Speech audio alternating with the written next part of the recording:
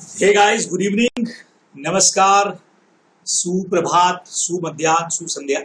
जब भी आप इस लेक्चर को देख रहे होंगे तो हमारे पास में आ चुके हैं नवंबर 21 के लॉ के अमेंडमेंट्स, यानी कि आरटीपी आपकी इशू हो गई है और उसके अंदर आ चुके हैं अमेंडमेंट्स। तो इस पूरे अमेंडमेंट सेटअप को देखिए, बहुत सारे अमेंडमेंट्स इस बार में है। हालांकि ज्यादातर अमेंडमेंट्स जो हैं वो पेनल्टी के केसेस में है, लेकिन उसके अलावा भी कई बहुत सारे जबरदस्त वाले अमेंडमेंट हैं जिनके बारे में हमको पढ़ना बहुत जरूरी हो जाएगा और जिस पर एग्जाम में क्वेश्चन आने के भी बहुत बहुत चांसेस बनने वाले हैं।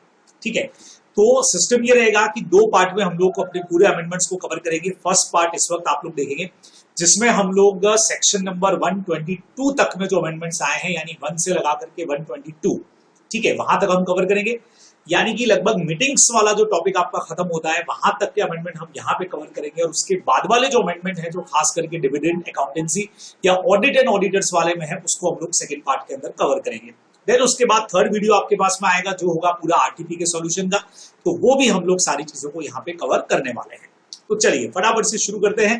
कंपनीज एक्ट पे हमारी बात शुरू होती है और सबसे पहला जो अमेंडमेंट आप लोगों के सामने है वो है लिस्टेड कंपनी का। जी हाँ, बहुत बड़े अमेंडमेंट में से एक जो माना जाए वो हम कह सकते हैं हमारी लिस्टेड कंपनी का अमेंडमेंट रहेगा। ओल्ड प्रोविजन में सेक्शन नंबर 2 क्लॉज 52 में लिस्टेड कंपनी का डेफिनेशन। अब हमने कहा सर लिस्टेड कंपनी का डेफिनेशन तो बहुत सिंपल है, ऐसी company which has any of its security listed on any recognised stock exchange.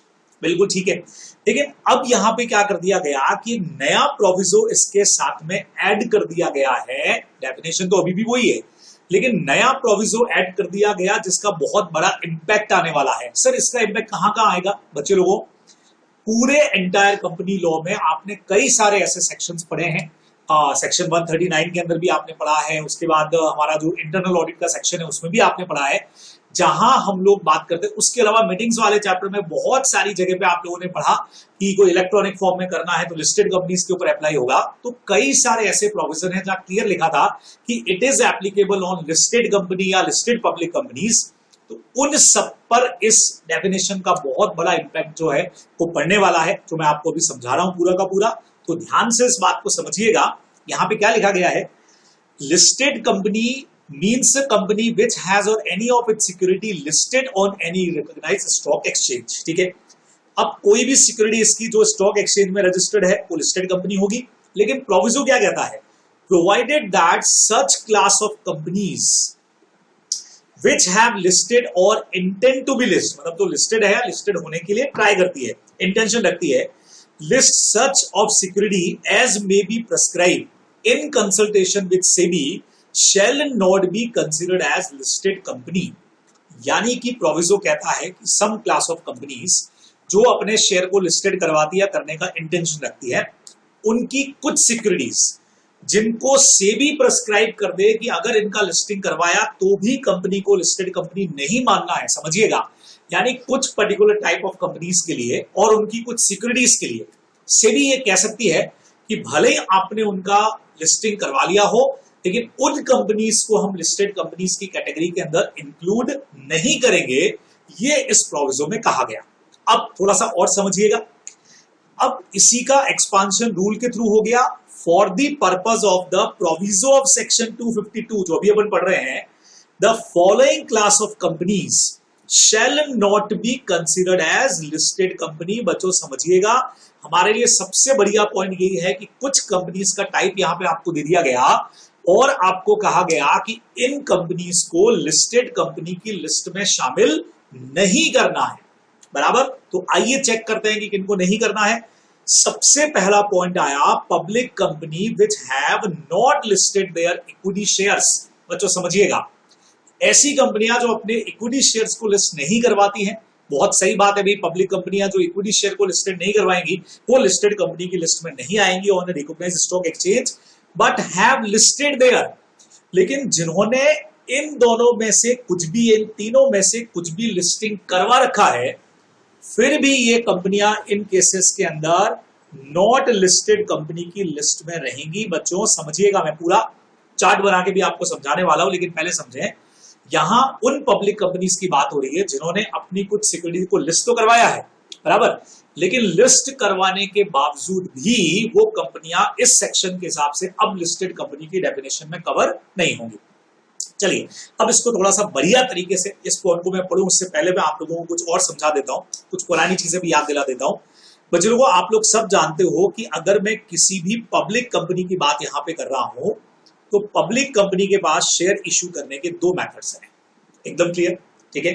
एक जिसको आप लोग बोलते हैं पब्लिक इश्यू, ठीक है, सेक्शन 23 में भी आप इसको पढ़ के आए हैं। दूसरा नंबर है बच्चे लोगों प्राइवेट प्लेसमेंट, ठीक है, कोई टेंशन नहीं। अब एक चीज यहां पे समझिएगा, पब्लिक इश्यू में अगर किसी पब्लिक कंपनी में कोई भी सिक्योरिटी इश्यू किया है, बराबर, पब्लिक इश्यू ये भी आप पढ़ के आए हैं सेक्शन, कोई भी पब्लिक इश्यू में अगर कंपनी ने, पब्लिक कंपनी ने कोई भी शेयर, कोई भी डिबेंचर, कोई भी कन्वर्टेबल, नॉन कन्वर्टेबल, जो कुछ भी इश्यू किया है वहां पे लिस्टिंग करवाना कंपलसरी है ना। हमने पढ़ा ये तो लिस्टिंग कंपलसरी है, बराबर से, यानी उन कंपनी को तो लिस्टेड कंपनी कहा ही जाएगा 100% है, क्योंकि यहां आपको लिस्टिंग करवाना जबरदस्ती है, आपको लिस्टिंग करवाना ही पड़ेगा। और ये कंपनियां बट ऑब्वियस है लिस्टेड कंपनी की लिस्ट में आएंगी, क्योंकि पब्लिक इश्यू नाउ टाइम बिना लिस्टिंग के होता ही नहीं है। तो ये तो कहानी यहां पे रुक जाती है। मेन प्रोविजन बच्चे लोगों जो यहां दिया गया है, समझिएगा, अभी आपको वहां से भी पढ़ाऊंगा, वो है पब्लिक कंपनीज में मेनली प्राइवेट प्लेसमेंट का चक्कर। आप लोग सब जानते हो कोई भी पब्लिक कंपनी प्राइवेट प्लेसमेंट के थ्रू भी, उनके पास दोनों ऑप्शंस अवेलेबल हैं, वो प्राइवेट कंपनी प्राइवेट प्लेसमेंट के थ्रू भी अपनी सिक्योरिटीज को इश्यू कर सकती हैं। अब सिक्योरिटीज में मेनली यहां जो शामिल किया गया है बच्चों, एक तो हो गया इक्विटी शेयर्स, बराबर, दूसरे नंबर पे मैं ले लेता हूं कन्वर्टेबल। अब हमने कहा सर कन्वर्टेबल क्या, बच्चे लोगों, कन्वर्टेबल प्रेफरेंस शेयर भी हो सकते हैं एज वेल एज डिबेंचर्स भी हो सकते हैं, कोई भी, ठीक है। और तीसरे नंबर पे आया बच्चे लोगों नॉन कन्वर्टेबल, ठीक है, तीसरे नंबर पे मैंने लिख दिया नॉन कन्वर्टेबल। अब नॉन कन्वर्टेबल भी अगेन सेम हो सकते हैं, आपके प्रेफरेंस शेयर भी हो सकते हैं, बराबर, एज वेल एज डिबेंचर भी हो सकते हैं, दोनों ही चीजें यहां पर हैं।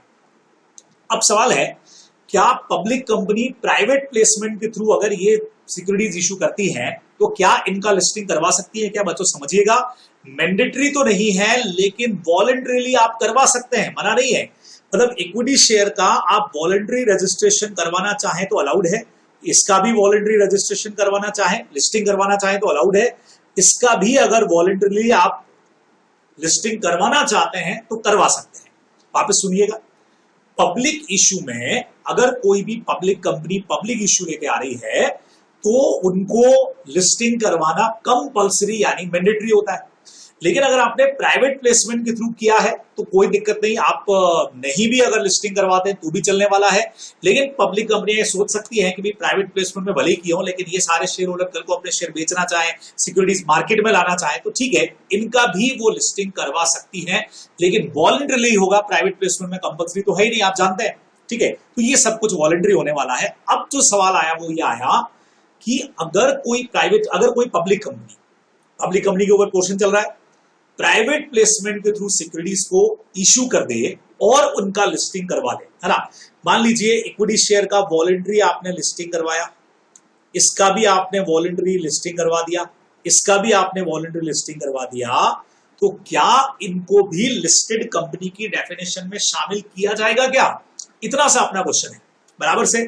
तो यहां मैं आपको क्लियर कर देना चाहता हूं बच्चे लोगों, इस चार्ट को नोट कर लीजिएगा। और ये चार्ट भाई ये क्या हुआ, ये तो कमाल हो गया, क्या क्या चीजें खुल जाती हैं भाई यहाँ तो। अब ये एक नया ही चीज खुल गया है जिसका सिस्टम तो मुझे भी नहीं पता है। देखें कहां से क्या रूलर ओपन हो गया, चलिए जी हट गया है, मैथ्स वालों के काम का है भाई, अपने क्या काम का लॉ वालों के। तो लिस्टिंग वाले केस में क्या होगा बच्चे लोगों, समझिएगा आप, सीधा सीधा सा पॉइंट है, यहां से वापस ले लेता हूं मैं इसको। ये कंपनियां लिस्टेड कंपनी की लिस्ट में आएंगी, पहले भी थी अब भी रहेंगी पुराने प्रोविजन के हिसाब से। ये भी कंपनियां लिस्टेड कंपनी मानी जाएंगी। बच्चों सुनिएगा, नॉन कन्वर्टेबल सिक्योरिटीज अगर आपने इश्यू की हैं प्राइवेट प्लेसमेंट के थ्रू, फिर चाहे प्रेफरेंस शेयर हो चाहे डिबेंचर हो, पुराने लॉ के हिसाब से अगर आपने लिस्टिंग करवाई है तो आप लिस्टेड कंपनी है। लेकिन अब नए लॉ के हिसाब से ये कंपनियां नॉट लिस्टेड कंपनीज की लिस्ट में आ जाएंगी, यानी ये वाला पोर्शन जो है वो अब लिस्टेड कंपनी नहीं कहलाएगा। मतलब पुराने कंपनी लॉ के हिसाब से, मतलब अमेंडमेंट का पहले का जो हमारा लॉ था वो ये कहता था कि पब्लिक कंपनियां चाहे पब्लिक इश्यू से करवाए चाहे प्राइवेट प्लेसमेंट के थ्रू करवाए, अगर आपने लिस्टिंग करवाया तो आप लिस्टेड कंपनी हो, कहानी खत्म। लेकिन अब नया लॉ कहता है भाई प्राइवेट, अच्छा पब्लिक इश्यू कर रहे हो तब तो झंझट ही खत्म है, वहां तो लिस्टिंग करवानी है। प्राइवेट प्लेसमेंट में इक्विटी शेयर्स मन हो तो कराओ, नहीं तो मत कराओ, कराया तो लिस्टिंग कंपनी लिस्टेड कंपनी माने जाओगे। कन्वर्टेबल वाले प्रेफरेंस शेयर या डिबेंचर्स अगर वॉलंटरी किया है, वॉलंटरी करवाना है वैसे भी आपको, अगर आपने लिस्टिंग करवा दिया तो आप लिस्टेड कंपनी माने जाएंगे। लेकिन नॉन कन्वर्टेबल प्रेफरेंस शेयर और डिबेंचर आपने अगर इशू किए, वॉलंटरी उनका लिस्टिंग करवाओ, उससे हमारा मना नहीं, हम अलाउड करते हैं, लेकिन उनको लिस्टेड कंपनी की लिस्ट में शामिल नहीं किया जाएगा। यानी कि जब भी आप सेक्शन मान लीजिए 138 के प्रोविजंस को लगाएंगे इंटरनल ऑडिट के लिए, या 139 के प्रोविजंस लगाएंगे 139 टू रोटेशन के लिए, वहां जो लिस्टेड कंपनी का डेफिनेशन आपको दे रखा है उसमें इस तरह की चीजें अगर इशू की है तो वो लिस्टेड की लिस्ट के अंदर काउंट नहीं होगी। और ये चीज आपको मैं यहां से पढ़ा देता हूं। अच्छा एक और बढ़िया चीज आपको बताऊं, ये चार्ट आपको इसलिए भी नोट करके रखना है क्योंकि ये थोड़ा सा अधूरा सा सेक्शन है। अमेंडमेंट कर तो दिया गया है लेकिन अमेंडमेंट उतना प्रॉपर तरीके से नहीं किया गया है। इस पूरे अमेंडमेंट में कन्वर्टेबल के बारे में कुछ नहीं लिखा है। जैसे यहां लिखा है public company which have not listed their equity share, यहां इक्विटी शेयर के साथ साथ कन्वर्टेबल सिक्योरिटीज भी वर्ड आना चाहिए था, क्योंकि अपन समझ गए नॉन कन्वर्टेबल को इन्होंने बाहर किया है, मतलब कन्वर्टेबल बट ऑब्वियसली इंक्लूड रहेगा आगे जाकर के, तो वो यहाँ आना चाहिए था, इन्होंने नहीं लिखा, पर अपन समझ गए। तो देखो ऐसी पब्लिक कंपनियां जिन्होंने अपने इक्विटी शेयर लिस्ट नहीं करवाए, बराबर, बट उन्होंने ये लिस्ट जरूर करवाया, मतलब इनको आप लिस्टिंग करवा तो सकते हो, समझिएगा, लेकिन इनको लिस्टेड कंपनी की लिस्ट में शामिल नहीं करना है। ऊपर ही बोल दिया हमने, not be considered as listed company. ये कौन से बच्चों पढ़िएगा, नॉन कन्वर्टेबल डेब्ट सिक्योरिटीज। सबसे बड़ी बात, जिनको इशू किया है प्राइवेट प्लेसमेंट के थ्रू, याद रखिएगा, अगर आपने पब्लिक इशू निकाला है तो वो तो हर हाल में मैंडेटरी है कि आपको उसका लिस्टिंग करवाना ही था और वो कंपनी लिस्टेड मानी जाएगी। लेकिन नॉन कन्वर्टेबल डिबेंचर आपने इशू किए प्राइवेट प्लेसमेंट के थ्रू और बकायदा आपने उनकी लिस्टिंग करवाई, क्योंकि सेबी का ये जो इशू है लिस्टिंग ऑफ डेब्ट सिक्योरिटीज रेगुलेशन है, ये उसकी लिस्टिंग अलाउ करता है, आप लिस्टिंग करवा सकते हो, लेकिन उनको इस कंपनीज एक्ट की अब इस नए प्रोविजन के हिसाब से लिस्टेड कंपनी की लिस्ट में शामिल नहीं माना जाएगा। सेम उसी तरह से बच्चों, non convertible redeemable preference share, ऐसे प्रेफरेंस शेयर जिनका कन्वर्जन इक्विटी वगैरह में नहीं होगा, जिनका सीधा रिडम्पशन होगा, वो भी आपने किए प्राइवेट प्लेसमेंट के थ्रू, अलाउड है। ये देखो, issue of listing and non convertible redeemable preference share regulation 2013 के हिसाब से अलाउड तो है, आप करवा सकते हो, या फिर बोथ कैटेगरीज, दोनों में और लगा हुआ है, साथ में बोथ कैटेगरीज भी बोल दिया। लॉ कहता है भाई इन सारे मैटर के अंदर सीधा सा आपको क्या ध्यान में रखना है, इनको हम यहाँ पे नॉन लिस्टेड कंपनीज की कैटेगरी के अंदर डालने वाले हैं, ये आप लोगों को मेनली ध्यान में रखना चाहिए। बात समझ में आया बच्चे लोगों? इस चार्ट को वापस से फोकस करिएगा आप मेरे, वापस बता देता हूं आपको इस चार्ट के बारे में। पब्लिक कंपनीज अगर पब्लिक इश्यू कर रही है तो 100% है कि उनकी लिस्टिंग जरूरी है, ठीक है। प्राइवेट प्लेसमेंट के थ्रू 3 टाइप बताए बच्चों आपको मैंने, equity shares, convertible securities and non convertible, चाहे प्रेफरेंस हो चाहे डिबेंचर्स हो। इक्विटी शेयर का आपने लिस्टिंग करवा दिया, यस आपकी कंपनी लिस्टेड कंपनी है। कन्वर्टेबल प्रेफरेंस शेयर का आपने करवाया लिस्टिंग, बिल्कुल आपकी कंपनी लिस्टेड कंपनी है, भले ही प्राइवेट प्लेसमेंट के थ्रू है। लेकिन नॉन कन्वर्टेबल का अगर आपने लिस्टिंग भी करवा लिया तो भी कंपनी अब इस सेक्शन के हिसाब से नॉट लिस्टेड कंपनी की कैटेगरी में आएगी, ये आप लोग को ध्यान में रखना चाहिए, ठीक है। समझे आप लोग मेरी बात को? अब बच्चे लोगों सेम इसी तरह से अगला पॉइंट जो आपका आ रहा है वो प्राइवेट कंपनीज के लिए आ रहा है, ये देखिए। तो आइए हम लोग प्राइवेट कंपनीज का भी प्रोविजन यहां से देख लेते हैं। आइए प्राइवेट कंपनीज में भी बात करते हैं। सेम ऐसा ही एग्जाम्पल मैं आपको देने जा रहा हूं प्राइवेट कंपनीज के लिए भी, सेम इसी तरह से अभी चेक करते हैं। अब आप लोग सब एक बात को बहुत अच्छी तरह से जानते हैं कि प्राइवेट कंपनी पब्लिक इशू तो उसको प्रोहिबिशन है बच्चे लोगों, ये तो रेस्ट्रिक्टेड है, नॉट अलाउड है, ये मेरे ख्याल से सबको पता है, ख्याल से क्या 100% है कि सबको पता है कि प्राइवेट कंपनी पब्लिक इशू तो कर ही नहीं सकती है, कहानी खत्म। अब सवाल आता है पब्लिक कंपनी प्राइवेट प्लेसमेंट के थ्रू ही सिक्योरिटीज इशू करती है ना, और फिर ये सवाल आता है कि क्या इसमें लिस्टिंग करवा सकती है क्या? समझिएगा, प्राइवेट प्लेसमेंट के थ्रू क्या क्या हो सकता है मैं सारा यहां पे लिखने जा रहा हूं आपके लिए बच्चे लोगों। सबसे पहले मैं लिख देता हूं इक्विटी शेयर्स, ठीक है। फिर मैं आपके लिए लिख देता हूं कन्वर्टेबल डेब्ट, ठीक है। तीसरे नंबर पे मैं लिख देता हूं, पूरा इस बार डिटेल लिख देता हूं, कन्वर्टेबल प्रेफरेंस शेयर्स, है ना, ठीक है। चौथे नंबर पे मैं लिख देता हूं बच्चे लोगों, नॉन कन्वर्टेबल लिखना पड़ेगा मुझे यहाँ पे, ठीक है। यहां मैं लिख देता हूं नॉन कन्वर्टेबल प्रेफरेंस शेयर्स, ठीक है। और ये आ गए मेरे नॉन कन्वर्टेबल डेप्ट, ठीक है बच्चे लोगों बराबर। एक काम करता हूं, यहां से भी मैं इसको थोड़ा ठीक कर देता हूं। पहले मैंने दोनों जगह प्रेफरेंस शेयर लिया है, तो यहां पे भी प्रेफरेंस शेयर लिखता हूं, इक्विटी शेयर, इक्विटी शेयर के बाद बच्चे लोगों कन्वर्टेबल प्रेफरेंस शेयर, ठीक है। तीसरे नंबर पे कन्वर्टेबल डेप्ट, क्लियर मैटर। तो प्राइवेट प्लेसमेंट में इक्विटी शेयर्स, ठीक है। प्राइवेट कंपनीज क्या क्या कर सकती है, convertible preference share, convertible debentures, non convertible preference share और नॉन कन्वर्टेबल डिबेंचर्स, ये सारे के सारे हो सकते हैं। अब बढ़िया चीज है कि लिस्टिंग करवाने का पर्पस ये रहता है कि आप शेयर्स में, सिक्योरिटीज में डीलिंग कर सको, उनको परचेज सेल कर सको, बराबर से।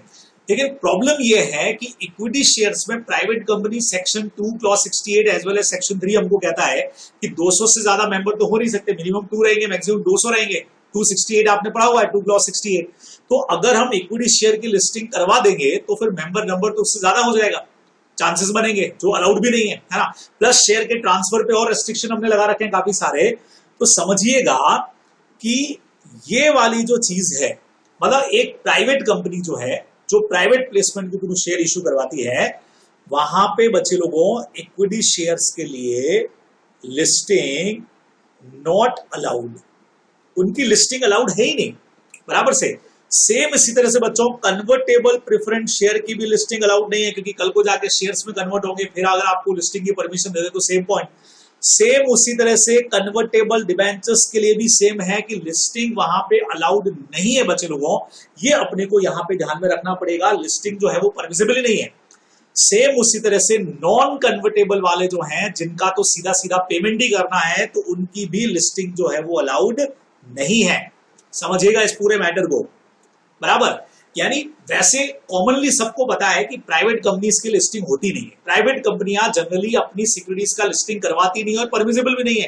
लेकिन एक कैटेगरी ऐसी पहले भी थी जहां प्राइवेट कंपनी अपना लिस्टिंग करवा सकती है, लिस्टिंग करवा सकती है। लेकिन अब लॉ ने कह दिया भले ही लिस्टिंग करवाओ, लेकिन प्राइवेट कंपनियां अब से कभी भी लिस्टेड कंपनी की डेफिनेशन में आ ही नहीं सकती, पहले आ सकती थी। खाली ये जो एक कैटेगरी देख रहे हो बच्चों, नॉन कन्वर्टेबल डेप्ट, ठीक है। अब सर नॉन कन्वर्टेबल डेप्ट की लिस्टिंग क्यों करवाते थे? एक्चुअल में क्या होता था कि कई बार प्राइवेट कंपनियां बैंक से या फाइनेंशियल इंस्टीट्यूशन से लोन वगैरह लेती, तो जब उनसे लोन वगैरह वो लेती थी तो उस वक्त वो एक कंडीशन लगा सकते थे कि भाई लोन के बदले में आप हमको डिबेंचर्स दे रहे हो, लेकिन इनका लिस्टिंग करवाओ, तो अपने को करवाना पड़ जाता था इनका लिस्टिंग। और पहले जब ये कंपनियां अपनी लिस्टिंग करवाती थी तो इनको लिस्टेड कंपनी की डेफिनेशन में मान लिया जाता था। अब भले ही आप लिस्टिंग करवा भी लो तो भी ये कंपनियां नॉट लिस्टेड कंपनी की डेफिनेशन के अंदर कवर रहेंगी, अपने को ध्यान में रखना चाहिए। तो वापस सुनिए, प्राइवेट कंपनी के लिए पब्लिक इशू तो है ही नहीं, प्राइवेट प्लेसमेंट के थ्रू इक्विटी शेयर उन्होंने इशू किए, listing not permissible, convertible preference share listing not permissible, convertible debenture listing not permissible, non convertible preference share listing not permissible. लेकिन अगर आपने नॉन कन्वर्टेबल डिबेंचर इशू किए तो listing तो permissible है, उनके लिए चलेगा, करवा सकते हो। लेकिन कंपनियां जो हैं वो लिस्टेड कंपनी की लिस्ट के अंदर शामिल नहीं होंगी। आपको मैं यहां से पढ़ा भी देता हूं बच्चे लोगों, मैंने आपको कहा था बहुत जबरदस्त वाली डेफिनेशन ये काम करेगी। ये देखिए, प्राइवेट कंपनियां विच हैव लिस्टेड, बच्चों समझिएगा क्या लिखा है, ऐसी प्राइवेट कंपनियां जो लिस्टेड हैं, they are which have listed their non convertible डेप्ट, यही मैंने आपको भी लिखवाया, नॉन कन्वर्टेबल डेप्ट उन्होंने लिस्टेड करवा लिए और ये परमिसिबल भी है। कहां से परमिसिबल है बच्चों, अभी पढ़ाता हूं, on private placement, but obviously private कंपनियां तो प्राइवेट प्लेसमेंट ही कर सकती है on a recognised stock exchange in terms of SEBI issue and listing of डेप्ट सिक्योरिटीज। तो ये जो सेबी का अलग से रेगुलेशन आ रखा है वो प्राइवेट कंपनीज को भी परमिसिबल करता है कि आप अपने नॉन कन्वर्टेबल वाले डेप्ट को आप लिस्टेड करवा सकते हो, आप करवाओ उसको बिंदास, आप लिस्टेड करवा सकते हो, हमने खुद नहीं कह दिया।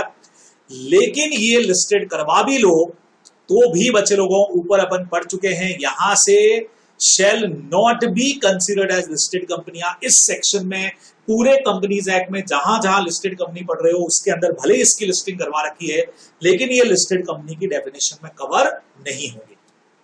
समझ गए?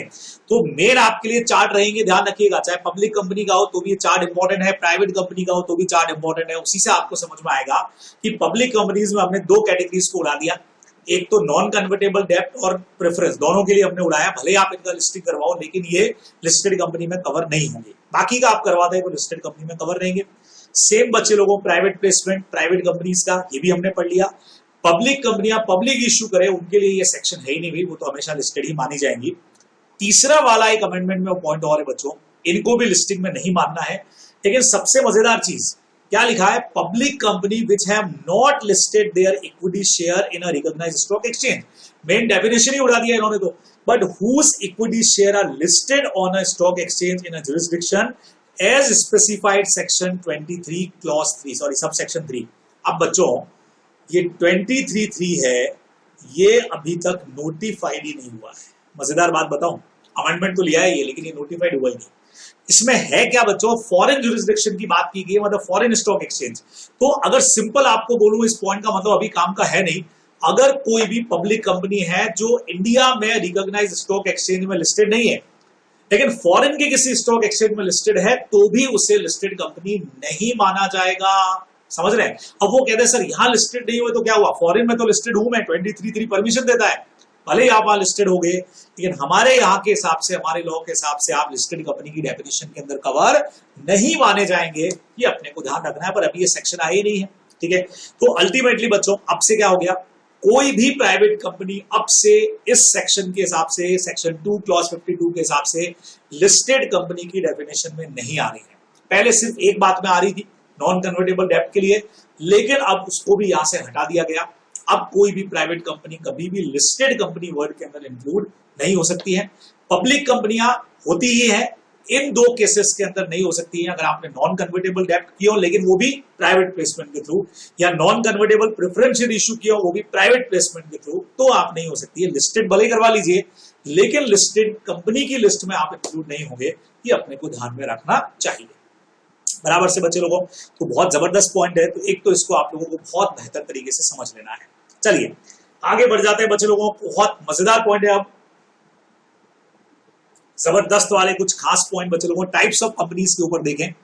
सेक्शन 8 हमारा नॉट फॉर प्रॉफिट कंपनी के अंदर एक पेनल्टी आपको दे रखी है, जहां लिखा हुआ है कि अगर सेक्शन फॉलो नहीं किया तो एवरी ऑफिसर ऑफ कंपनी के लिए who is in default imprisonment दे रखा था बच्चे लोगों वहां पे 3 इयर्स का, और फाइन था 25,000 से लगा के 25 लाख तक का, या बोथ चेंज हो गया है। चेंज ये हो गया है कि ऑफिसर्स के लिए जो 3 साल का फाइन था वो हटा दिया गया है। ये हट गया भाई, हट गया, ओमिट हो गया बच्चे लोगों। Word with imprisonment for a term which may extend to 3 years shall be omitted, और भी ओमिटेड होगा क्योंकि अब पेनल्टी एक ही बचेगी। सीधा सीधा सा वर्ड क्या रहेगा बच्चे लोगों, समझिएगा। ये जो वर्ड बाद में लिखा था ना 25 लाख और विद बोथ, अच्छा अब विद बोथ की तो जरूरत ही नहीं है, क्योंकि इम्प्रिजनमेंट तो हटा दिया। तो पहले तो क्या था कि जेल होगी या पेनल्टी लगेगी या दोनों, अब जब जेल हटा ही दिया है तो डायरेक्ट पॉइंट क्या बच जाएगा बच्चों, फॉर दी वर्ड 25 लाख और विद बोथ की जगह सिर्फ 25 लाख रुपया रह जाएगा। मतलब अब पेनल्टी कितनी होगी बच्चे लोगों, सिर्फ फाइन बचा है, और वो फाइन हो जाएगा 25,000 से लगा करके 25 लाख। बस इम्प्रिजनमेंट हट गया, इस वजह से और विद बोथ जो है वो भी हट जाएगा। तो लॉ कभी भी अमेंडमेंट कैसे लिखता है, फॉर दी वर्ड, ये जो वर्ड आपके थे 25 और बोथ, ये इसकी जगह पे अब सिर्फ 25 लाख रुपीज ही आपको पढ़ना है, और विद बोथ हट जाएगा। ये बच्चों चेंजेस यहां पे कर दिया गया not for profit company section 8 में। आगे बढ़ते हैं, ओपीसी जबरदस्त वाला चेंज है, और इतना मजेदार चेंज है बच्चों, इससे हमारे क्वेश्चंस के आंसर चेंज हो जाएंगे। आप सब लोगों ने सेक्शन 2 क्लॉज 62 में ओपीसी पढ़ा है। ओपीसी में मेंबर बनने के लिए होना चाहिए नेचुरल पर्सन, दूसरी रिक्वायरमेंट है भाई इंडियन सिटीजन होना चाहिए, क्या कहते हो, है ना। और तीसरी रिक्वायरमेंट थी बच्चों रेजिडेंट इन इंडिया। ढेरों क्वेश्चंस हम लोगों ने इस पे किए हैं। मेंबर और नॉमिनी बनने के लिए ये 3 क्वालिटीज होनी चाहिए, इसमें बहुत बड़ा चेंज आ गया है। और रेजिडेंट और इंडिया के लिए कहा गया है बच्चों 182 डेज पिछले साल में वो इंडिया में रहा हो। सबसे बड़ा चेंज बच्चे लोगों, 182 डेज की जगह पे कर दिया गया है 120 दिन। सारे लोग सुन लेना, अभी तो एक और कमाल बात बताऊंगा, लेकिन सब लोग सुन लो भाई। रेजिडेंट इन इंडिया बनने के लिए पिछले साल में 182 दिन इंडिया में रहना होना चाहिए था। अब 182 डेज की जगह पे कर दिया गया है 120 डेज। लेकिन उससे भी खतरनाक चेंज, फर्स्ट वाला पढ़िए, फॉर दी वर्ड। अब इस सेक्शन में बच्चों ये जी वर्ड लिखा हुआ था ना, एंड रेजिडेंट इन इंडिया, इसकी जगह पे वर्ड चेंज कर दिया है रेजिडेंट इन इंडिया और अदरवाइज। बच्चों खतरनाक चीज, रेजिडेंट इन इंडिया के साथ में आगे जोड़ दिया और अदरवाइज। अब इस और अदरवाइज का मतलब क्या हुआ, यानी कोई भी पर्सन अगर ओबीसी का मेंबर बन रहा है या नॉमिनी बन रहा है तो पहली रिक्वायरमेंट नेचुरल पर्सन होना चाहिए, दूसरी रिक्वायरमेंट इंडियन सिटीजन होना चाहिए, तीसरी रिक्वायरमेंट भले ही रेजिडेंट इन इंडिया हो या ना हो, अदरवाइज का मतलब वेदर रेजिडेंट इन इंडिया है या फिर नहीं है तो भी चलेगा। अरे बाप रे, तो आप सोचो, लॉ बनाने वालों से पूछो भाई, जब तुमने रेजिडेंट इन इंडिया की रिक्वायरमेंट ही खत्म कर दिया तो ये 182 से 120 दिन देने का फायदा क्या हुआ? बोलो, अब तो तुमको ये कंडीशन देखना ही नहीं है। और अदरवाइज वर्ड लगाने का सबसे बड़ा इंपैक्ट क्या हुआ बच्चे लोगों? अब जितने भी हमने क्वेश्चंस किए, जितने भी हमने एग्जांपल्स किए, सब में अब ये मैटर चेंज हो जाएगा। अब से जो क्वेश्चन बनेगा तुमको रेजिडेंट इन इंडिया देखना ही नहीं है। अब मैं तो कहता हूं पिछले दिन में 120 की जगह 100 दिन भी रहा हो तो क्या फर्क पड़ेगा, 50 दिन भी रहा हो तो क्या फर्क पड़ेगा, अरे रहा ही नहीं हो तो क्या फर्क पड़ेगा? क्योंकि क्लियर इन्होंने बोल दिया बच्चे लोगों कि चाहे वो रेजिडेंट इन इंडिया हो और अदरवाइज का मतलब चाहे ना हो, बराबर। तो चाहे रेजिडेंट इन इंडिया है या नहीं है उससे क्या फर्क पड़ रहा है? अब तो सिर्फ दो ही रिक्वायरमेंट देखी जाएंगी, नेचुरल पर्सन और इंडियन सिटीजन होना चाहिए। ये एक बहुत बड़ा चेंज कर दिया गया। ये भी नहीं पता भाई कि 120 दिन फिर काहे को किया आपने, अब जब इस पॉइंट की जरूरत ही नहीं है आपको। तो ये बहुत बड़ा चेंज है। फिर से मैं बोल रहा हूं, सारे क्वेश्चंस रिपीट मारने पड़ेंगे, सारी चीजें वापस से सॉल्व करके देखनी पड़ेगी, क्योंकि अब इसी कंडीशन पे मेन क्वेश्चन होते थे अपने कि पिछले साल 182 था, 182 से 120 दिन करते तो फिर भी समझ में आता, लेकिन और अदरवाइज लगा के इन्होंने तो खत्म कर दिया भाई, पूरा सेक्शन ही चेंज कर दिया। ये आप लोग ध्यान में रखेंगे, ठीक है। फिर बच्चे लोगों, एक और बहुत बड़ा चेंज यहाँ पे हमारे पास में है, समझिएगा समझिएगा। ओपीसी के अंदर ही एक बहुत बड़ा चेंज और है। आपको याद है ओपीसी में आपने पढ़ा था कि कोई भी ओपीसी बनने के बाद 2 साल तक अपने आप को किसी और कंपनी में कन्वर्ट नहीं करेगी। ओपीसी कैन नॉट कन्वर्ट, बच्चों समझना, OPC can not convert voluntarily into any kind of company unless 2 year have expired from the date of incorporation. याद आया? हाँ, एक्सेप्ट, लेकिन 2 कंडीशन है, अगर कैपिटल 50 लाख से ऊपर निकल जाए या एवरेज एनुअल टर्नओवर 2 करोड़ से ऊपर निकल जाए तो आप 2 साल पहले भी चेंज कर सकते हैं। और एक तरह से बच्चे लोगों ये मैक्सिमम लिमिट थी कि भी किसी भी ओपीसी का मैक्सिमम लिमिट कैपिटल का 50 लाख और टर्नओवर का 2 करोड़ रहेगा। उससे ऊपर आप निकल गए 2 साल के अंदर अंदर तो कंपलसरी चेंज हो जाओगे। उसके बाद आप वॉलंटरी चेंज जब भी होना चाहे वो हो। ये पूरा का पूरा प्रोविजन ओमिटेड हो गया बच्चों। ओमिटेड का मतलब हट गया। अरे हट गया मतलब आज आपने कंपनी बनाई और उसके 6 महीने के अंदर आप चाहते हो कि आप उसको प्राइवेट या पब्लिक कंपनी में चेंज करो, कर लो, कोई फर्क नहीं पड़ता। सर कैपिटल अब अगर ओपीसी की 50 लाख से ऊपर ले जानी हो ले जाओ, कोई मना नहीं है, कोई कंपलसरी कन्वर्जन की रिक्वायरमेंट नहीं है, प्रोविजन ही पूरा हटा दिया बच्चे लोगों। सर टर्नओवर अगर 10 करोड़ का कर दे ओपीसी, लॉ कहता है करने दो भाई, उसकी काबिलियत है, उसने 10 करोड़ कर दिया तो कर दिया, चलाने दो उसको ओपीसी को, और जब चाहे कन्वर्ट करे, चाहे 2 साल क्या 6 महीने बाद भी कन्वर्ट करे, तो हमारी तरफ से कोई रोक नहीं है उसको। बड़ा प्रोविजन चेंज हो गया बच्चे लोगों, बराबर। बहुत जबरदस्त पॉइंट था, आपको याद है कि ओबीसी के इन्हीं पॉइंट्स पे हम सबसे ज्यादा क्वेश्चंस किया करते थे। बस वो सारा मामला गया, सारा प्रोविजन आपका हट गया। समझे बात को? आइए एक और फेवरेट पॉइंट पेपर बनाने वाले का, स्मॉल कंपनी 285 में भी बहुत बड़ा चेंज। तो हमेशा आप मुझसे पूछते थे ना फ्यूचर की बात कब एप्लीकेबल होगी, थोड़ी एप्लीकेबल हो गई बच्चे लोगों। स्मॉल कंपनी का मतलब आप लोग जानते हो, ऐसी कंपनी जिसका पेड अप कैपिटल 50 लाख से ज्यादा ना हो और 2 करोड़ से ज्यादा टर्नओवर ना हो। लेकिन गवर्नमेंट चाहे तो फ्यूचर में इस 50 लाख से 10 करोड़ तक बढ़ा सकती है और 100 करोड़ तक बढ़ा सकती है। याद है फ्यूचर की बात में लिखा हुआ था, आप पूछते थे सर ये फ्यूचर की बात कब होगी। हमने तब भी पढ़ा था कि सेंट्रल गवर्नमेंट जब चाहे इस 50 लाख की लिमिट को बढ़ा के 10 करोड़ तक में कुछ भी कर सकती है, टर्नओवर को 2 करोड़ से बढ़ा के 100 करोड़ तक में कुछ भी कर सकती है। लीजिए कर दिया, अरे कर दिया। जी हाँ, स्मॉल कंपनी में जो आप लोग 50 लाख और 2 करोड़ पढ़ते थे, देखो मैक्सिमम लिमिट तो अभी भी वही 10 करोड़ 100 करोड़, उसका तो यूज ही नहीं है। अब जब आप क्वेश्चन करेंगे तो 50 लाख की जगह बच्चों क्या चेंज कर दिया गया है, 2 करोड़ कर दिया गया है और टर्नओवर बच्चे लोगों 2 करोड़ की जगह 20 करोड़ कर दिया गया है। गवर्नमेंट ने अपने पावर का यूज करते हुए इसको बढ़ा दिया है।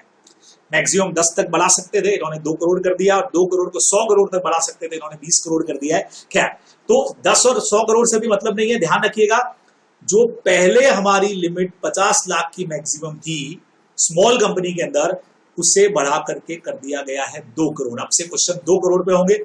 और टर्नओवर, ये तो था बच्चों हमारी कैपिटल, है ना, और जो हमारा टर्नओवर जिसकी पहले लिमिट 2 करोड़ की थी, अब बढ़ा करके 20 करोड़ कर दी गई है।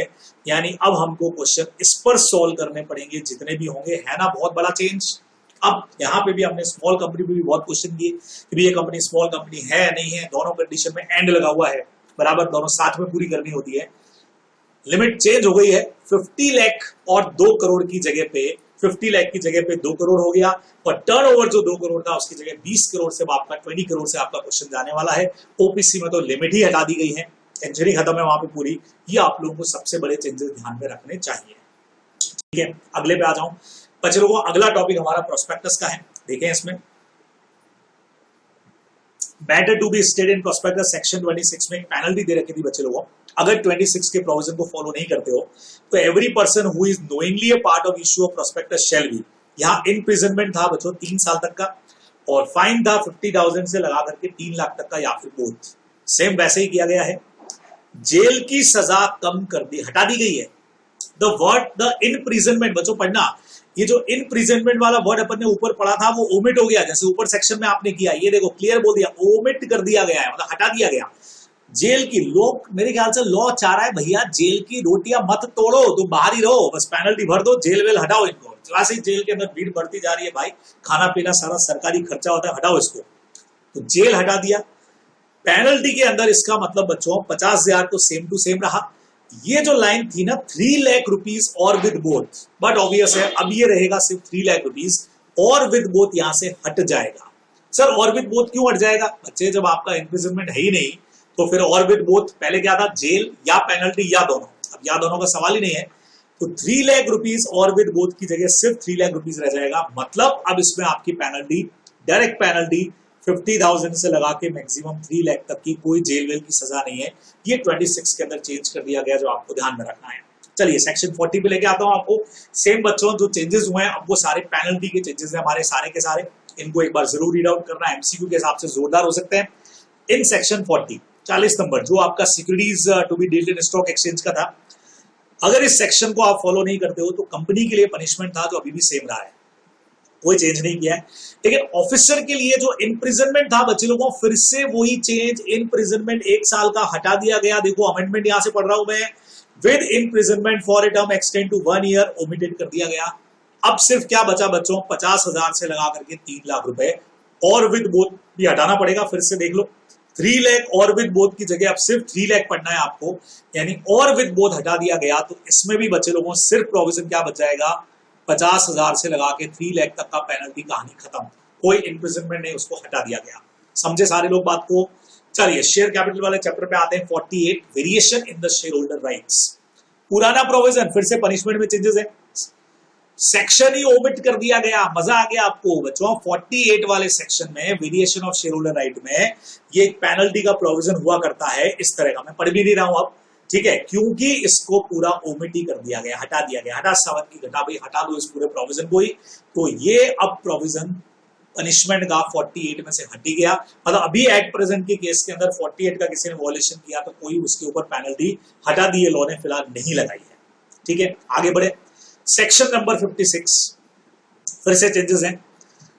56 था बच्चों ट्रांसफर एंड ट्रांसमिशन में, उसमें भी अगर आप फॉलो नहीं करते हो सेक्शन को तो देखो पेनल्टी है। कंपनी के अगेंस्ट में कितनी है, फाइन था बच्चों 25,000 से लगा के 5 लाख तक का।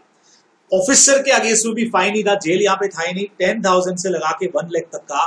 बच्चों पेनल्टी दोनों पे एक जैसा ही कर दिया गया है, डायरेक्ट पॉइंट बना दिया। अमेंडमेंट देखना, अब ये पूरा हट गया। The company and every officer of company who is in default shall be liable to a penalty of 50,000 rupees, direct कर दिया। पहले क्या था, 25 से 5 लाख कंपनी के अगेंस्ट में, ऑफिसर के अगेंस्ट में 10,000 से लगा करके 1 लाख चेंज कर दिया गया। दोनों के लिए, कंपनी के लिए भी कितना है 50,000 rupees, for every officer of the company के लिए भी कितना रहेगा, 50,000 रुपया। अच्छा ये मत समझ लेना दोनों को मिला के 50,000 देने हैं, अलग अलग है। कंपनी के लिए अलग 50,000 की पेनल्टी, एवरी ऑफिसर, हर ऑफिसर के लिए अलग से 50,000 की पेनल्टी हो सकती है। ये एक चेंज यहाँ पे कर दिया गया है। आगे आइए सेक्शन नंबर 59 के अंदर बच्चों, section number 59 default in complying with the order of tribunal.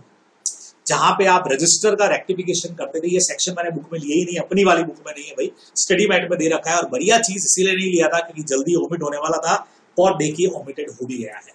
तो जिन्होंने पढ़ा हो भाई अब इसको हटा दीजिएगा, अब ओमिट हो चुका है।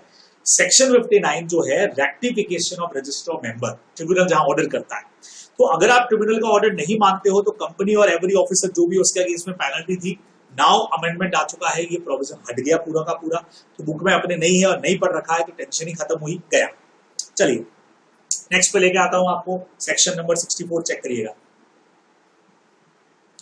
Notice to be given to registrar for alteration of share capital. Default in filing of notice बच्चों, यहां पे भी आपका था कि भी एक रजिस्ट्रार को आपको ऑल्टरेशन का नोटिस देना पड़ता है। अगर डिफॉल्ट किया तो पेनल्टी कितनी थी, such company and every officer who is in default, दोनों के लिए था 1,000 रुपया पर डे के हिसाब से था। During with such default continue और 5 lakh rupees which ever is less. क्या चेंज कर दिया गया बच्चों समझना, ये जो 1,000 रुपए है ये देखिए, for the worth 1,000 rupees 500 rupees shall be substituted. इसका मतलब 1,000 की जगह अब हो जाएगा 500 रुपया, ठीक है। फिर आगे जो वर्ड था बच्चों 5 लाख रुपीज और विच इज लेस, ये वाली जो लाइन थी ना, मतलब और तक सेम रहेगा, 500 rupees for each day during with such default continue. और के बाद में चेंज कर दिया गया, और के बाद में क्या लिख दिया गया बच्चों, थोड़ा सा मैटर देखना यहाँ पे, इसको समझना। 5 लाख रुपीज और लेस की जगह पे अब चेंज हो गया, वर्ड क्या आ गया, subject to a maximum 5 lakh rupees for company and 1 lakh rupees in case of officer who is in default. यानी कंपनी के अगेंस्ट में रहेगा बच्चों 500 रुपए पर डे से लगा के मैक्सिमम से मैक्सिमम हो सकता है 5 लाख रुपया। ऑफिसर्स के लिए 500 रुपया पर डे की लिमिट तो सेम है, लेकिन मैक्सिमम लिमिट जो बनाई है वो इनके लिए 1 लाख रुपया कर दी गई है। ये एक चेंज कर दिया गया है जो अपने को ध्यान में रखना है। कंपनी और ऑफिसर के लिए मैक्सिमम लिमिट, मिनिमम सेम है, मैक्सिमम दोनों के लिए अलग अलग कर दिया। कंपनी के लिए 5 लाख जब तक गलती चलेगी, लेकिन मैक्स 5, ऑफिसर्स के लिए जब तक गलती चलेगा 500 पर डे, लेकिन मैक्स 1 लाख रुपया, ये अपने को ध्यान में रखना है, ठीक है। फटाफट से ले रहा हूं ये मैं क्योंकि पेनल्टी के पॉइंट है। रिडक्शन इन शेयर कैपिटल 66 में भी ऐसा ही एक पॉइंट था बच्चे लोगों। 66 में अगर आपने ट्रिब्यूनल के ऑर्डर को पब्लिश नहीं किया, न्यूज़पेपर में पब्लिश करना होता था ना अपने को प्रॉपर तरीके से, तो ये पेनल्टी थी, पूरा का पूरा सेक्शन ही ओमिट कर दिया गया है भाई। यानी 66 में अब ऑर्डर पब्लिश नहीं करने पर जो पेनल्टी है वो रिमूव कर दी गई, ओमिट कर दी गई है, उससे अभी आपको पढ़ने का जरूरत नहीं है। बायबैक पे आ जाइए, सेम पॉइंट। अगर आपने बायबैक में सेक्शन 68 में प्रोविजंस फॉलो नहीं किए थे, एक पेनल्टी लगती थी every officer of company who is in default के लिए, he shall be punishable with imprisonment. बच्चों 3 साल का था, इम्प्रिजनमेंट तो हटा ही दिया गया है, समझ रहे हो, जेल में भीड़ कम कर रहे हैं वो, इम्प्रिजनमेंट हटा दिया। तो सर क्या चेंज हो जाएगा, वही वाला चेंज है बच्चे लोगों, 1 लाख से लगा करके 3 लाख रुपए तक का पेनल्टी और विद बोथ अपने को हटा देना है। इतनी देर से आपको मैं बता ही रहा हूं, क्योंकि अब विद बोथ की अपने को जरूरत ही नहीं है, सिर्फ 3 लाख रह जाएगा। मतलब 1 लाख टू 3 लाख ये एक पेनल्टी इसमें बचेगी। 1 लाख से लगा करके 3 लाख तक का पेनल्टी, बायबैक का प्रोविजन फॉलो नहीं करोगे तो every officer of company who is in default. चलिए 62(1)(a) के अंदर एक चेंज है बच्चों, छोटा सा देखिएगा, अच्छा चेंज है। 62(1)(a) में जब आप लोग एग्जिस्टिंग शेयर होल्डर्स को इनवाइट करते हो तो उसके अंदर एक बहुत जबरदस्त पॉइंट आता है कि हम उनको टाइमिंग देते हैं बच्चे लोगों को सोचने के लिए, 15 से 30 दिन का है ना, मिनिमम 15 टू मैक्सिमम 30 डेज। याद आया आप लोगों को, बराबर से देखिएगा, नोट्स में भी चेक करिएगा। लेटर ऑफ ऑफर से हम लोग उनको इन्वाइट करते हैं, 15 से 30 दिन तक का उनके पास में टाइमिंग हम दे सकते हैं। तो ये जो वर्ड आया ना मिनिमम 15 दिन, उसकी जगह पे साथ में क्या लगा देना है आपको, मिनिमम 15 डेज और such lesser number of days as may be prescribe to maximum 30 days. समझिएगा, मैक्सिमम तो 30 दिन ही है, लेकिन ये जो मिनिमम 15 दिन है उसके साथ में एक वर्ड और लग गया, यानी 15 दिन से कम भी किया जा सकता है अगर कल को लॉ प्रेस्क्राइब कर दे तो। अभी तो नहीं किया है, तो पहले अपन पढ़ते थे मिनिमम 15 डेज, अब इसकी जगह हो गया मिनिमम 15 डेज और some lesser days as may be prescribe to maximum 30 days. समझ रहे हैं, तो ये एक चेंज कर दिया गया, सिर्फ पहले 15 डेज था, उसकी जगह पे 15 डेज और such lesser number of days as may be prescribe, वो भी हो सकता है, 15 से कम दिन भी किए जा सकते हैं, ठीक है। डिबेंचर्स में आते हैं बच्चे लोगों, डिबेंचर्स का 7111 जहां पे ट्रिब्यूनल का ऑर्डर फॉलो नहीं करते थे तो पेनल्टी लगती थी। डिबेंचर्स वाले चैप्टर में एक ही सेक्शन है 71, उसी के सारे सब सेक्शन है, उसके 7711 में जाके देखिएगा, अगर ट्रिब्यूनल का ऑर्डर फॉलो नहीं करोगे तो पेनल्टी थी। वो पेनल्टी भी ओमिटेड कर दी गई, यानी हटा दी गई है। ये पढ़ने का अब अपने को जरूरत नहीं है, गया प्रोविजन हट गया, समझ गए। नाउ रजिस्ट्रेशन ऑफ चार्जेस पे पहुंच गए भाई। सेक्शन 86 कहता है ओल्ड प्रोविजन बच्चों, फिर से पेनल्टी का प्रोविजन है, बड़ा चेंज किया गया, समझिएगा क्या चेंज था। If a company, section number देख लीजिएगा ताकि आप लोग जब पढ़े तो आपको ध्यान रहे कि यस सर ये सेक्शन नंबर में चेंज हो गया है। किधर गया भाई सेक्शन नंबर 86 पनिशमेंट का। If a company contravene any of provision relating to the registration of charges or modification or satisfaction of charges, याद आया, सेम सेक्शन दिया हुआ है आपके नोट्स में, बुक में, जहां से भी पढ़ रहे हैं। कंपनी का पनिशमेंट 1 लाख से लगा के 10 लाख का था। डिफॉल्टिंग ऑफिसर के लिए इम्प्रिजनमेंट 6 महीने का था। फाइन 25,000 से लगा करके 25,000 to 1 lakh और विद बोथ। अमेंडमेंट देखना बच्चों, if any company is in default in complying with any of provision of this chapter, the company shall be liable to a penalty 5 lakh rupees. पहले जो 1 लाख से 10 लाख था उसकी जगह चेंज करके डायरेक्टली कर दिया गया है 5 lakh. And every officer of company who is in default, उसके लिए भी डायरेक्ट लायबिलिटी कर दी गई है बच्चों 50,000। पहले जो था ना जेल तो हटा ही दिया है, लगभग सब में से हटा दिया। फाइन था 25,000 से 1 लाख, बीच का रास्ता निकाल के डायरेक्ट पेनल्टी 50,000 की कर दी गई है, बराबर डायरेक्ट पेनल्टी कर दिया बच्चे लोगों। कंपनी के लिए कितना कर दिया, direct 5 lakh. Officer in default के लिए जेल हटा दिया, इम्प्रिजनमेंट हटा दिया, पेनल्टी सीधे कर दी गई है 50,000 रुपीज। अपने को चेंजेस ध्यान में रखना है। चलिए जी, सेक्शन नंबर 88 अगेन बच्चों सेम वही चीज चेंज किया गया है पेनल्टीज के अंदर। तो आइए पेनल्टीज के चेंज के ऊपर बात करेंगे कि क्या क्या चेंजेस हुए पेनल्टीज में। Section 88(5) of the act provide that the company and every officer of company who is in default, punishment था बच्चों मिनिमम 50,000 का, लेकिन एक्सटेंड हो सकता था 3 लाख रुपए तक का, और जब तक गलती चालू रहती 1,000 रुपए पर डे, कंपनी और ऑफिसर दोनों के लिए था। अब क्या चेंज किया गया, if company does not maintain a register of member और डिबेंचर होल्डर और अदर सिक्योरिटी होल्डर, ठीक है, या fails to maintain accordance with, बच्चों सब सेक्शन 1 और 2 में आपने पढ़ाई होगा कि जहां रजिस्टर को मेंटेन करते हैं, अगर ये फॉलो नहीं किया तो पेनल्टी क्या चेंज हुई है बच्चों, 3 लाख रुपीज कंपनी के लिए। पहले क्या था, कंपनी एंड एवरी ऑफिसर दोनों के लिए मिनिमम 50 से मैक्सिमम 3 लाख रुपया था। अब कंपनी के लिए तो डायरेक्ट पेनल्टी 3 लाख का, the company shall be liable to penalty 3 lakh, और ऑफिसर के लिए अलग कर दिया गया, डायरेक्ट 50,000 कर दिया गया, और वो 1,000 रुपए पर डे वाला कंसेप्ट हटा दिया गया है। समझ रहे हैं, 1000 पर डे का कंसेप्ट हटा दिया गया, सीधे पेनल्टी चेंज होकर के कंपनी के लिए 3 लाख, ऑफिसर्स के लिए 50,000 कर दी गई। ये सेक्शन नंबर 88 की हमारी पेनल्टी है। चलिए 89 में पहुंचते हैं बच्चों, बेनिफिशियल इंटरेस्ट, वहां पे भी पेनल्टी का सिस्टम था, चेंज कर दिया गया है। 89(5) में भी चेंज किया, 89(7) में भी चेंज किया, सब में पेनल्टी का प्रोविजन था। 89(5) के अंदर बच्चों क्या कहा गया है देखिएगा, पुराना पेनल्टी जो था वो था 50,000 रुपीज, ये था every person if any person fails to do this requirement, मतलब डिक्लेरेशन, तो 50,000 रुपीज तक का, और फेलियर अगर कंटिन्यू रहती है तो 1,000 रुपया पर डे, यही था। अब चेंज क्या कर दिया गया बच्चे लोगों, जिसने भी ये डिक्लेरेशन नहीं किया लायबल होगा 50,000 रुपीज के लिए सीधा सीधा सा, और अगर गलती चालू रही तो 1,000 रुपए पर डे की जगह पे 200 रुपया पर डे कर दिया गया है, और मैक्सिमम लिमिट बच्चों 5 लाख रुपए यहां पे कर दी गई है, लिमिट भी मैक्सिमम 5 लाख कर दी, ठीक है। तो कहने का मतलब डायरेक्ट पेनल्टी पहले क्या था, मे एक्सटेंड टू 50,000 रुपीज, अब डायरेक्ट पेनल्टी आ गई 50,000 रुपए की, सीधा सीधा लो भी 50,000 पकड़ो, shall be liable to a penalty 50,000, और कंटिन्यू गलती चालू रहा तो पर डे 1,000 की जगह पर डे 200 रुपया, और मैक्सिमम की जो लिमिट है वो 5 लाख रुपीज कर दी गई है। ये चेंजेस अपने को ध्यान में रखना है। सेम 89(7) के अंदर हम आए, यहाँ पे रिटर्न अगर आप रेटेड टू कंपनी, अगर रिटर्न फाइल करने के अंदर आप फेल हो गए तो उसकी पेनल्टी यहाँ पे थी, बराबर। उसमें क्या था, अगर कंपनी के अगेंस्ट में था, fails to do declaration within 30 days of declaration, तो company and every officer who is in default 500 rupees, ठीक है, 1,000 रुपए तक बढ़ाया जा सकता था, और अगर गलती चालू रहे तो 1,000 रुपए पर डे, ये पेनल्टी दे रखी है अपने को। उसके अंदर क्या चेंजेस हुए बच्चे लोगों, देखिएगा, यहां से मैं अंडरलाइन कर रहा हूं, company who is in default, company के लिए है 1,000 रुपया सीधा सीधा सा। पहले क्या था, मिनिमम 5 से मैक्सिमम 1,000 रुपए तक। अब डायरेक्ट पेनल्टी आ गया 1000 रुपीज का। आगे देखिएगा, for each day during which such failure continue subject to maximum 5 lakh rupees company के लिए और 2 लाख रुपीज बच्चों ऑफिसर के लिए। मतलब सीधा सा है, अगर कोई कंपनी इस सेक्शन को फॉलो नहीं करती है, रिटर्न फाइल नहीं करती है सब सेक्शन 6 में, तो कंपनी एंड एवरी ऑफिसर, ठीक है। अब कंपनी एंड एवरी ऑफिसर के लिए क्या बोला गया है, 1000 रुपया हर डे, जब तक गलती चालू रहेगी 1000 रुपीज पर डे लगेगा, 1000 रुपया पर डे।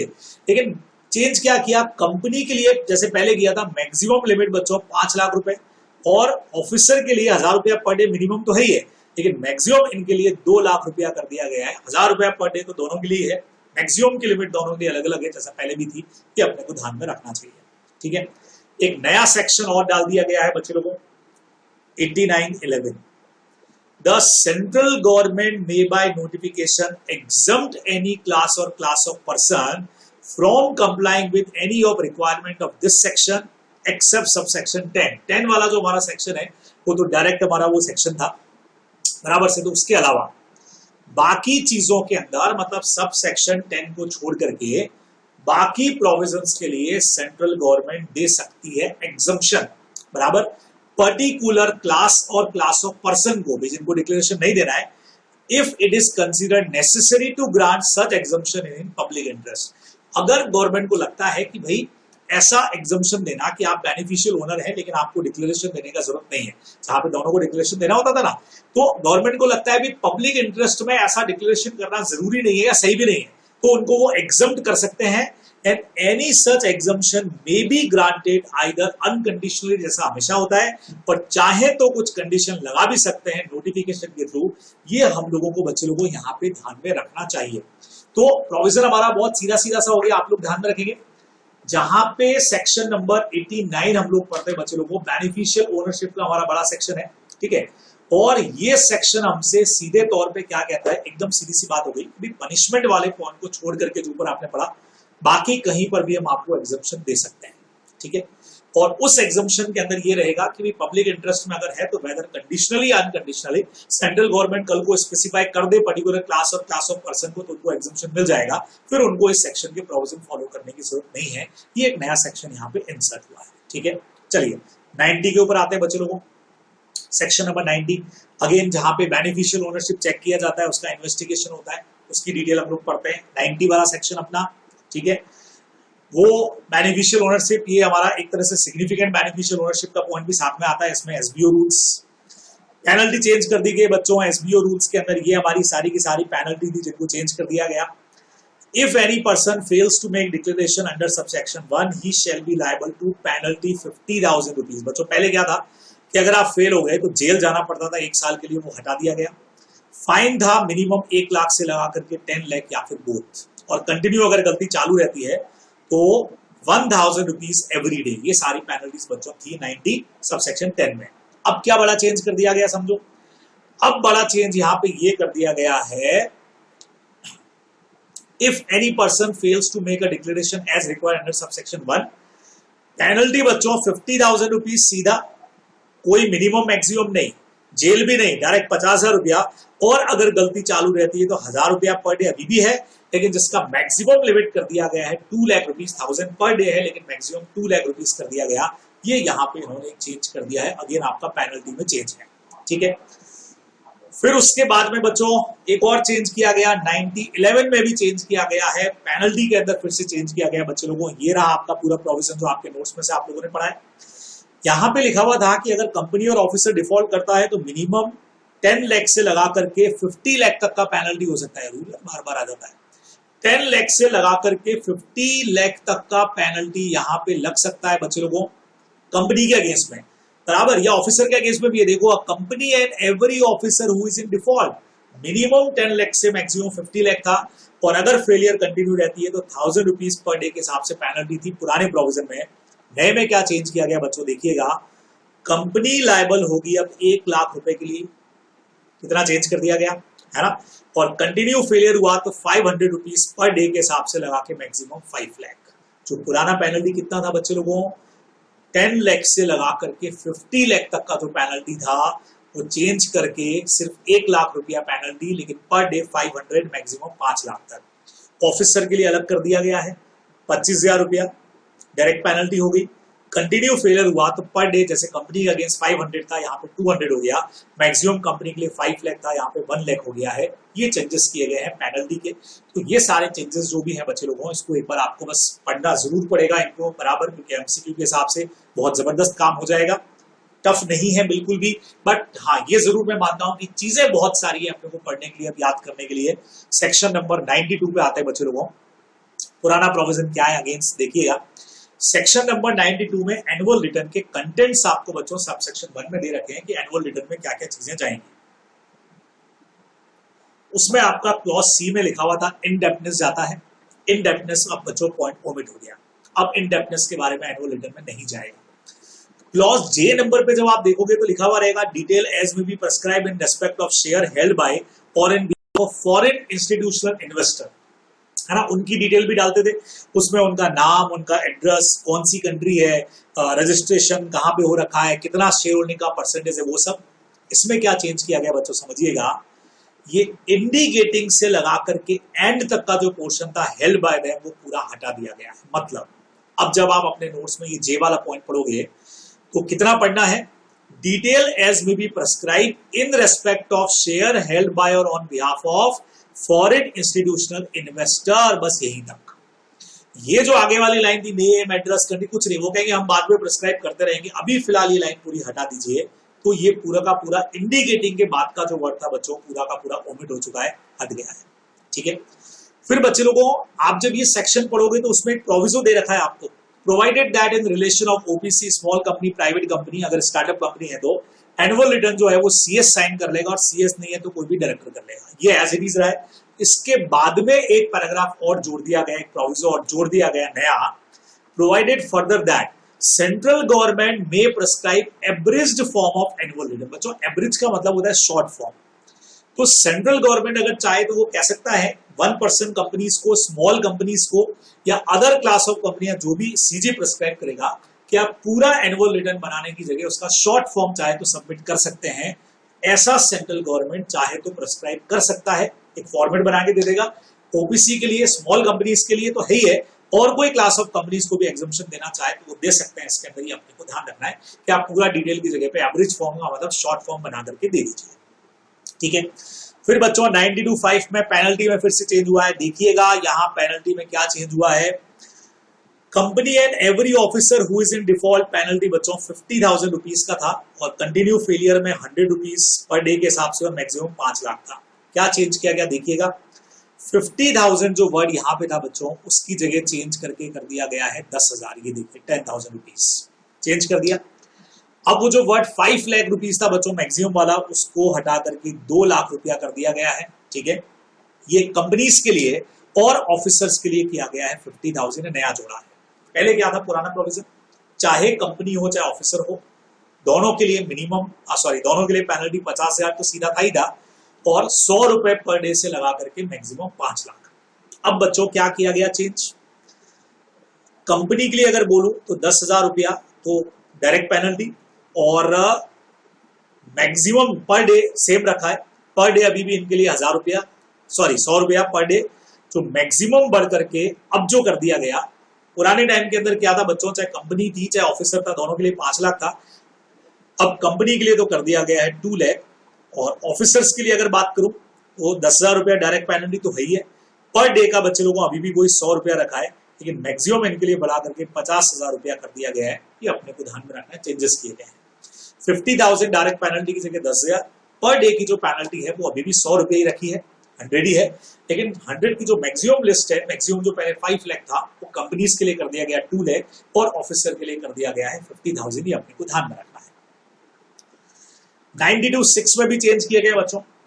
यहां पे भी था कि कंपनी सेक्रेटरी इन प्रैक्टिस ने गलत सर्टिफाई कर दिया है तो उसके लिए पनिशमेंट था मिनिमम 50,000 से लगा के मैक्सिमम 5 लाख रुपीस। चेंज कर दिया गया बच्चे लोगों, मिनिमम 50,000 से मैक्सिमम 5 लाख की जगह पे डायरेक्ट कर दिया गया liable to a penalty of 2 lakh. सीधा मतलब मिनिमम 50 से मैक्सिमम 5 लाख हटा करके लाइबल नॉट लेस देन सब कुछ हटा दिया, पनिशेबल विद फाइन या liable to a penalty of rupees directly 2 lakh रुपए कर दिया गया। मिनिमम मैक्सिमम बच्चों हटा दिया गया, अपने को ध्यान रखना है। ठीक है, एनुअल रिटर्न वाले सेक्शन में एक नया प्रोविजन और ऐड हो गया है।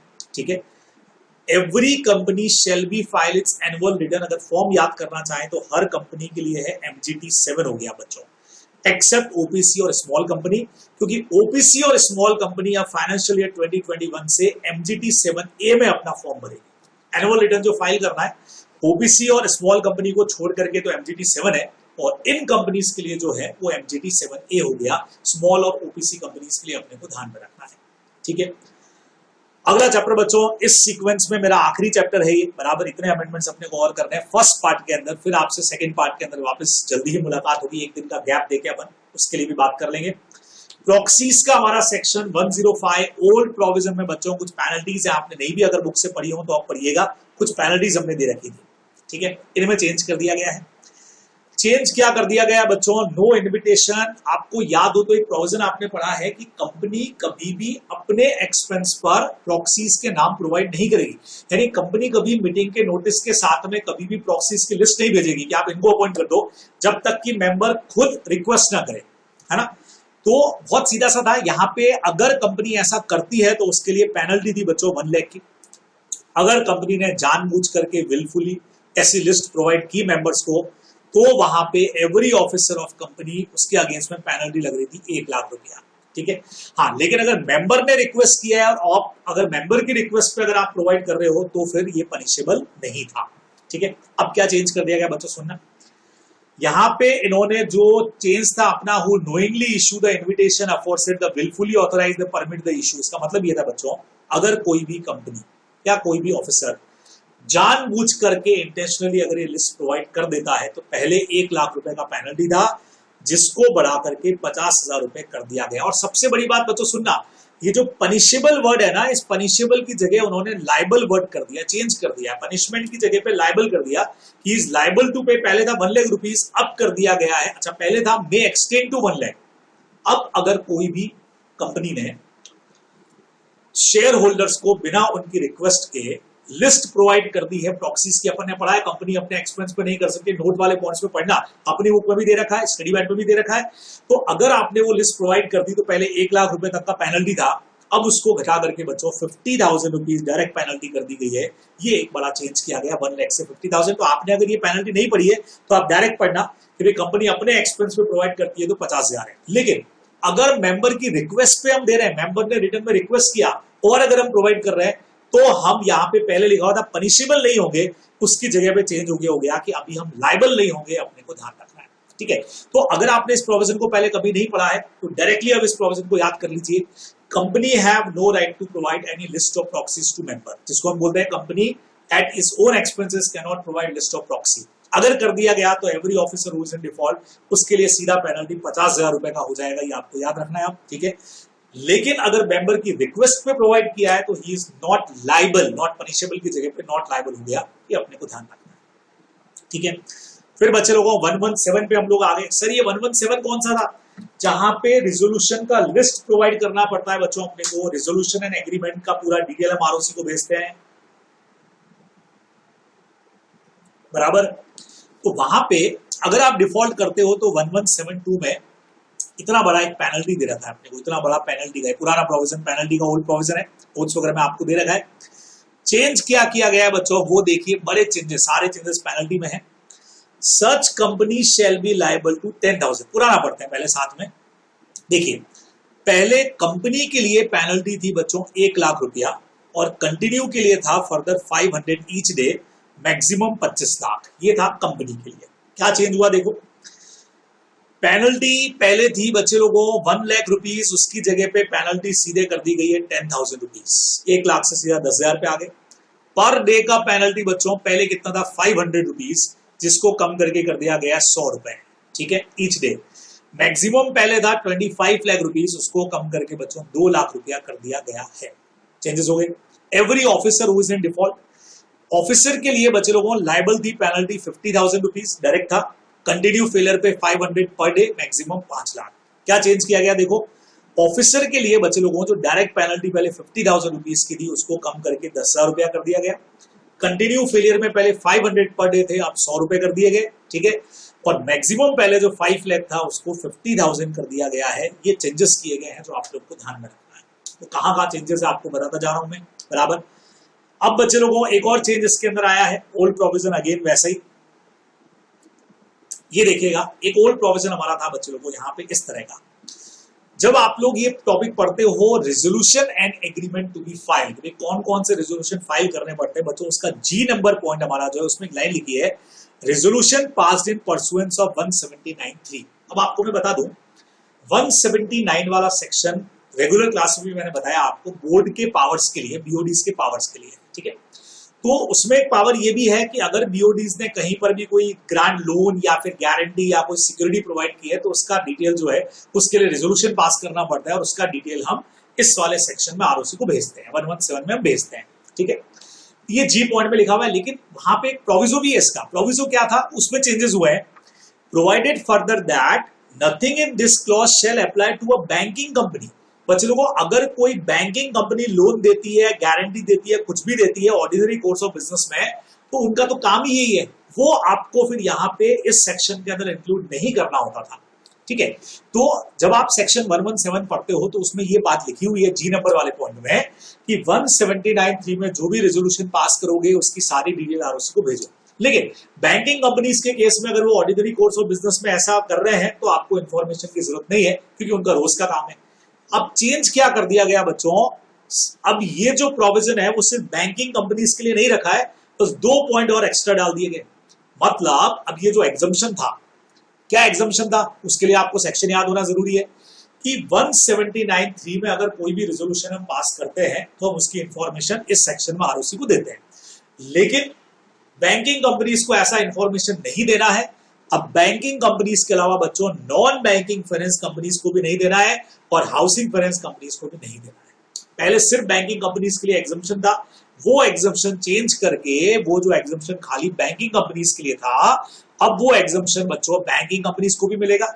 नॉन बैंकिंग फाइनेंस कंपनी जो आरबीआई के पास रजिस्टर्ड है या हाउसिंग फाइनेंस कंपनियां जो हमेशा की तरह नेशनल हाउसिंग बैंक के पास में रजिस्टर्ड हैं बराबर से, उनको अब और बट ऑब्वियस है कंसल्टेशन मिला हुआ है उनको इनसे एग्जम्पशन का, उनको भी ये इंफॉर्मेशन इस सेक्शन में सबमिट नहीं करनी होगी।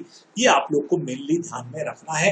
ये हमारा आखिरी पॉइंट था इस वाले सेशन का, ठीक है। तो अब इसको सेक्शन आपको पता होना बहुत जरूरी है इसके लिए बराबर से कि भाई जो रेजोल्यूशन हमने पास किए, हर रेजोल्यूशन की इंफॉर्मेशन जो 179 में बोर्ड के पावर्स में जाएगा हम देंगे। पहले सिर्फ एग्जम्पशन किसको था बच्चे लोगों, बैंकिंग कंपनीज को ये देने की जरूरत नहीं पड़ती थी जब भी वो लोन दे रहे हैं, गारंटी दे रहे हैं, सिक्योरिटी दे रहे हैं, उनका काम ही यही है। फिर इन्होंने कहा भाई बैंकिंग कंपनी क्यों, बाकी भी तो है, एनबीएफसी का काम भी यही है, उनको भी एग्जम्पशन दो, और जो हाउसिंग फाइनेंस कंपनीज है जो नेशनल हाउसिंग बैंक में रजिस्टर्ड है उनको भी एग्जम्पशन दे दो, उनको भी एग्जम्पशन दे दिया गया, उनको भी ये सबमिट करने का जरूरत नहीं है। तो ये जो प्रोविजो वहां पे लिखा हुआ है आपके नोट्स बुक में, उसको इस प्रोविजो से हमने रिप्लेस कर दिया है, ये अपने को ध्यान में रखना है ना। Provided further that nothing contained in this clause shall apply to, और ये तीनों पे अब अप्लाई नहीं होगा, ये आपको ध्यान रखना है। चलिए जी, तो ये थे बच्चों हमारे जबरदस्त वाले अमेंडमेंट्स बराबर से, तो इनको आपको बहुत जबरदस्त तरीके से तैयार कर लेना है। साथ साथ में तैयार करते जाइएगा, अपने नोट्स मेन वाले साथ में ओपन करिएगा, पूरे लेक्चर को सुनिएगा, साथ साथ में चेंजेस करिएगा, तो आप बहुत बढ़िया तरीके से तैयार कर पाएंगे। और अगर कोई डिफिकल्टी आती है तो बिल्कुल आप मुझे व्हाट्सअप कर सकते हैं, मेरे व्हाट्सअप नंबर यहाँ पे अवेलेबल है, उस पर आप मुझे मैसेज कर सकते हैं, मेरे टेलीग्राम चैनल पे आप मुझे मैसेज कर सकते हैं। जहां पे भी अगर कोई डाउट आता है तो मैं उसको जरूर सॉल्व आपके लिए कर दूंगा। थैंक्स अ लॉट बच्चे लोगों, फिर से मुलाकात होती है अगले सेशन में, बाय बाय।